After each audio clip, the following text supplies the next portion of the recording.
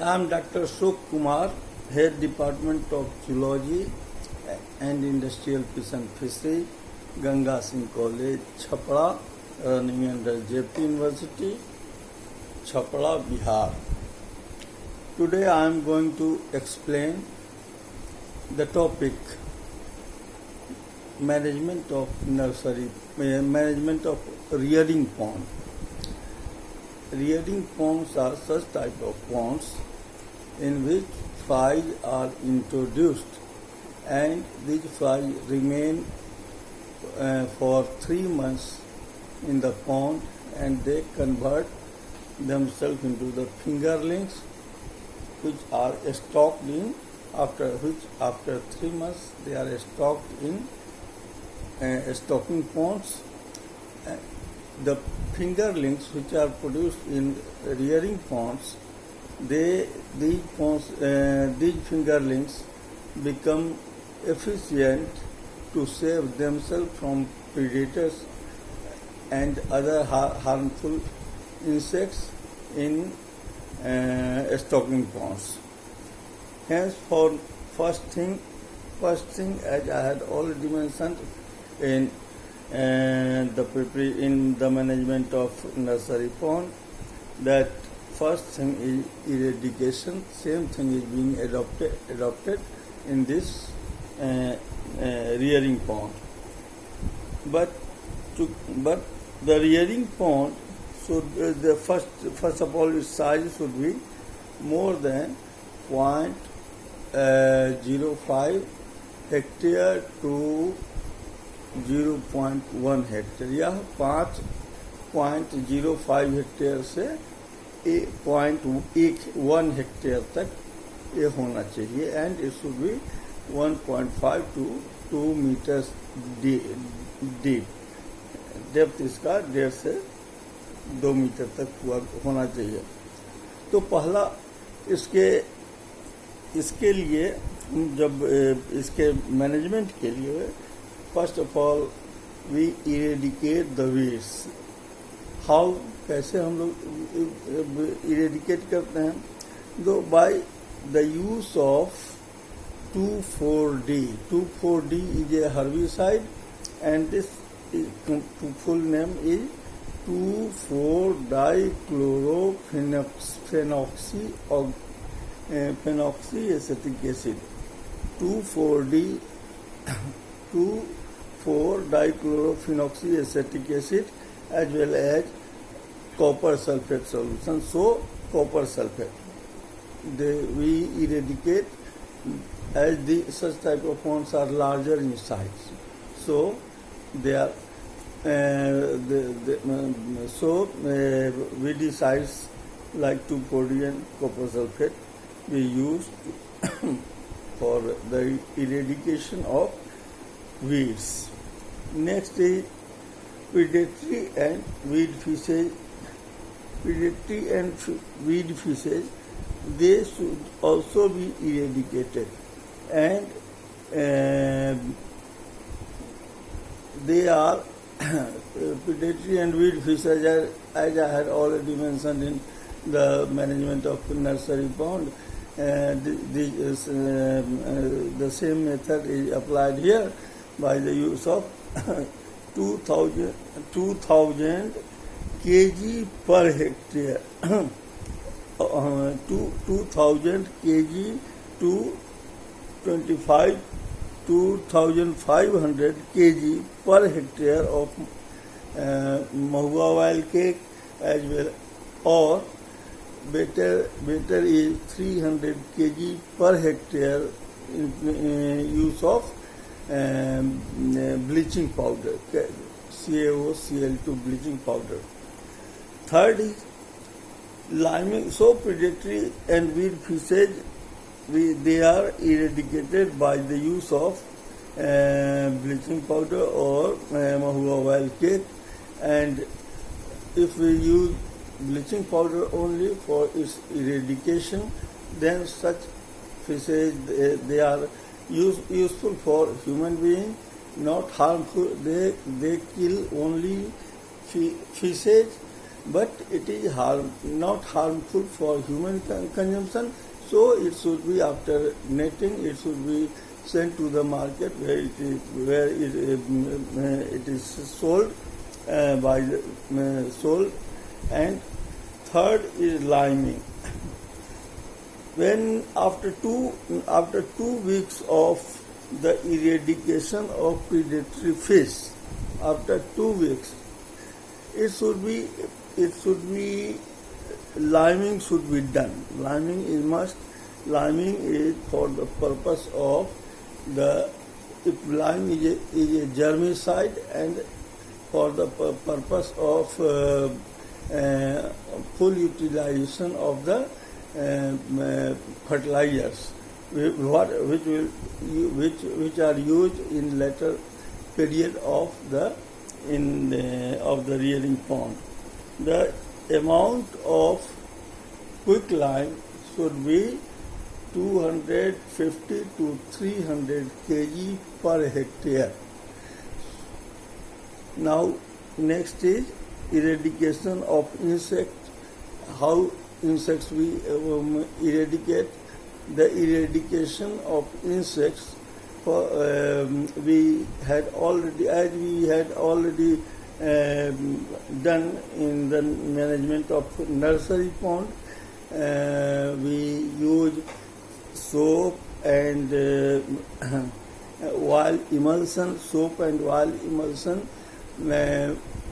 74 or 58 kg soap and 58 kg and 16 kg of oil, cheap oil, mustard oil or linseed oil or tisi ka tel ho, and mixture of soap, and we prepare emulsion of soap and oil emulsion, that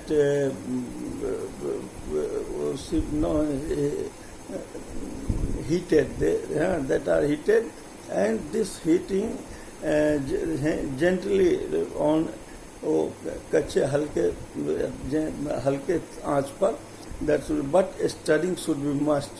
खूब उसको चलाना. After then cooling, after cooling, they are sprayed on the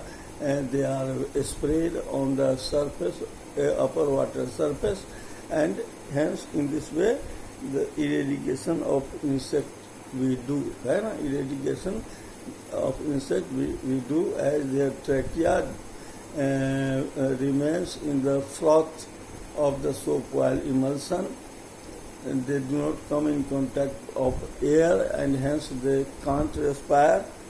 Next is fertilization.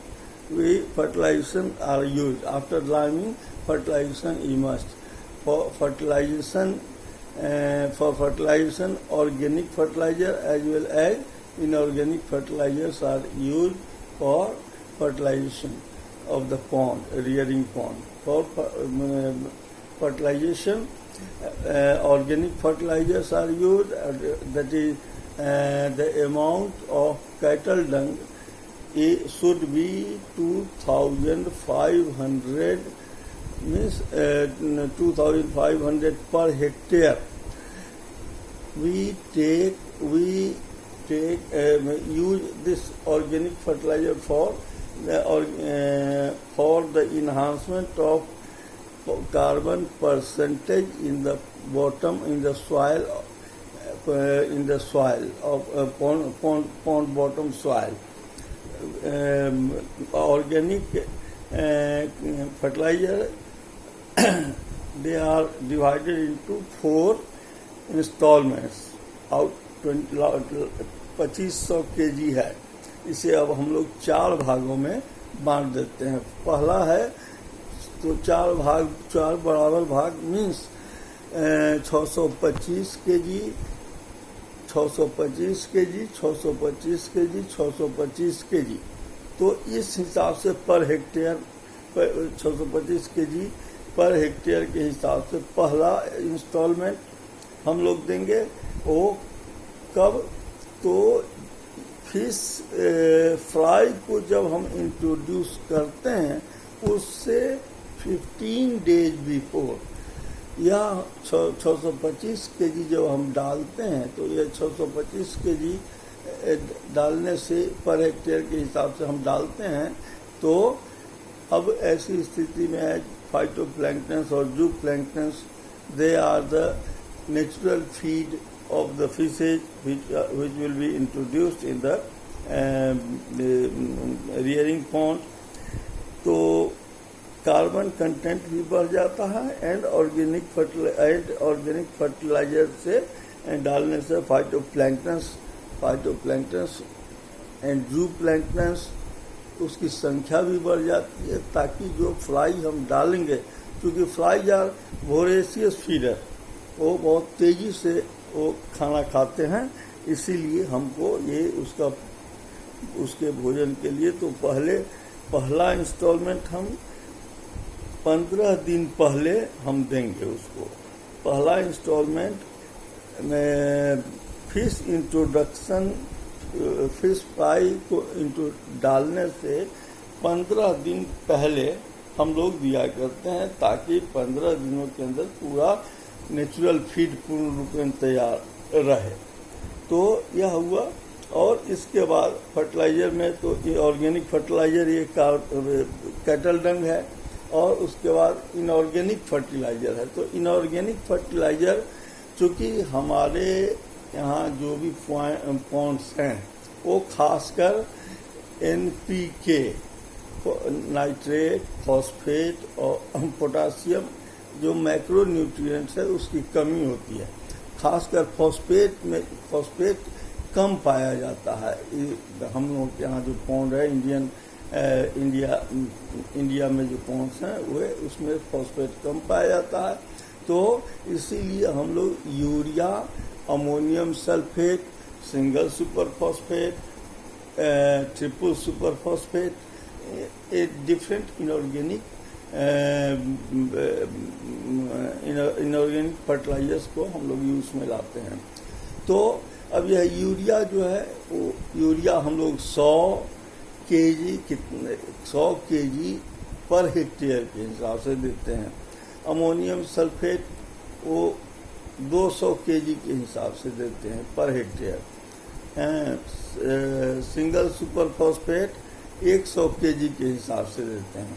और triple super phosphate वो तो single super phosphate वो है triple super phosphate, इसीलिए उसको 35 केजी 3 भाग में बांटकर 35 केजी पर हेक्टेयर के हिसाब से ये ट्रिपल सुपर फॉस्फेट हम लोग दिया करते हैं। तो 35 केजी पर हेक्टेयर के हिसाब से। तो SSP जो है वो सिंगल सुपर फॉस्फेट, तो 4 तरह के हम लोग इनऑर्गेनिक फर्टिलाइजर्स यूज में लाते हैं। First is urea at the rate of 100 kg per hectare. Next is single super ammonium sulphate, that is 200 kg per hectare. Third is single super phosphate, that is 100 kg per hectare. And the fourth is triple super phosphate, that is 35 kg per hectare. On now तो ये inorganic fertiliser जो है वो just 15 दिन पहले organic fertiliser दे दिए हम लोग। 625 केजी फर्स्ट इंस्टॉलमेंट था। और यह जो है सो जैसे ही इनऑर्गेनिक फर्टिलाइजर हम लोग डाल देते हैं तो ये इनऑर्गेनिक फर्टिलाइजर डालते हैं और उसके ऑर्गेनिक फर्टिलाइजर डालने 15 दिन पहले डाले। उस 15 दिन के बाद अब हम लोग डालते हैं उसमें फिश इंट्रोड्यूस करते हैं। जिस दिन फिश इंट्रोड्यूस करते हैं, फिश फ्राई जब हम उसमें डालते हैं, तो ये फिश फ्राई जो है सो फिश फ्राई आज डाले तो फिर उसके the very next day we put inorganic fertilizer in the pond. और यह जो है फ्लाई इंट्रोडक्शन हम लोग कितना करते हैं, तो 1 हेक्टेयर का अगर 0.1 हेक्टेयर अगर हमारा यह है तो 1 हेक्टेयर में 2 से 3 लाख फ्राई हम डालते हैं। तो इससे हमारा 2 से 3 लाख पर हेक्टेयर, अगर 0.1 है तो 2 लाख का 10वां भाग है ना, 20,000 के हिसाब से, तो यह 20,000। अगर 0.1 हेक्टेयर का हमारा रियरिंग पॉन्ड है तो उसमें हम 20,000, only 20,000 fry will be introduced. Now अब हम लोग आते हैं एक कंपोजिट कल्चर। तो कंपोजिट कल्चर में सबका अलग अलग है, और ये तो और है ना, तो यह कंपोजिट कल्चर में हम लोग करते हैं जो डिफरेंट या कंपोजिट कल्चर में कार्प्स का हम लोग कल्चर किया करते हैं। एक कार्प्स जो हैं सो 2 तरह के होते हैं। एक है इंडिजिनस कार्प जो इंडिया में ही, इंडिया नहीं मतलब हमारे एशियन कंट्रीज में है ना, इंडिया है, तो यह IMC इंडियन मेजर कार्प इसको कहा जाता है। तो इंडिया में जिसका कल्चर होता है वो कतला, रोहू, मृगल, नैनी। तो यह अगर केवल इंडियन मेजर कार्प का हम करते हैं तो यह 40% केवल IMC का करते हैं, तो 40% कतला, 30% रोहू, 30% मृगल और नैनी, ये इस रेशियो में देते हैं। अगर हम 6 स्पेसीज कल्चर जिसमें इंडियन मेजर कार्प के साथ साथ हम लोग एग्जोटिक कार्प मतलब विदेशों से जो लाकर उसको हम लोग अपने यहाँ कल्चर करते आ रहे हैं, तो वे एग्जोटिक कार्प हैं। जैसे सिल्वर कार्प है, ग्रास कार्प है, कॉमन कार्प है। तो अब 3 कार्प हमारा एग्जोटिक हो गया और 3 IMC इंडियन मेजर कार्प हो गए। तो यह 6 स्पेसीज का कल्चर करते हैं। 6 स्पेसीज में अब उसका रेशियो होता है, तो कतला 15%, कतला सिल्वर कार्प 20%, लेबियोरोहिता 25%, ग्रास कार्प 5%, मृगल 15% और कॉमन कार्प 20%। तो यह 15% कतला, सिल्वर कार्प 20%, रोहू 25%, ग्रास कार्प केवल 5% और मृगल जो वो है 15%। उसी ढंग से अगर और केवल इंडिजिनस कार्प का करते हैं तो उसमें कतला जो है वो 40%, लेबियोरोहिता रोहू है तो वह 30%, नैनी है, मृगल है तो वो भी 30%। तो इस हिसाब से हम उस कंपोजिट कल्चर को करते हैं। केवल हमें exotic carp, silver carp, grass carp, common carp, इसका जब हमें कल्चर करना होता है, वैसी स्थिति में हम लोग 50% केवल सिल्वर कार्प देते हैं, 15% हम लोग ग्रास कार्प देते हैं और 35% कॉमन कार्प देते हैं। तो अगर ग्रास कार्प को जब हम लोग दिया करते हैं तो उसके लिए उल्फिया, लेमना, स्पाइरोडेला, तो ये सब प्लैंक्टन है, एक सब प्लांट है, और ये सब प्लांट देने से वो ग्रास कार्प का ग्रोथ बहुत जल्दी होता है। एक्जोटिक कार्प्स का ग्रोथ ऐसे भी बहुत जल्दी होता है, लेकिन जब ग्रास कार्प हम इंट्रोड्यूस करते हैं तो वैसी परिस्थिति में या 15% हम लोग ग्रास कार्प डालते हैं, लेकिन उसके लिए लेमना, स्पाइरोडेला, सीरेटोफिलम या उल्फिया, ये सब प्लांट्स देते हैं ताकि फूड की कमी नहीं हो। इसके अलावा अब हम लोग इसको जो है सप्लीमेंट्री, इससे तो हमारा नेचुरल फूड तैयार हो गया। नेचुरल फूड फीड के अलावा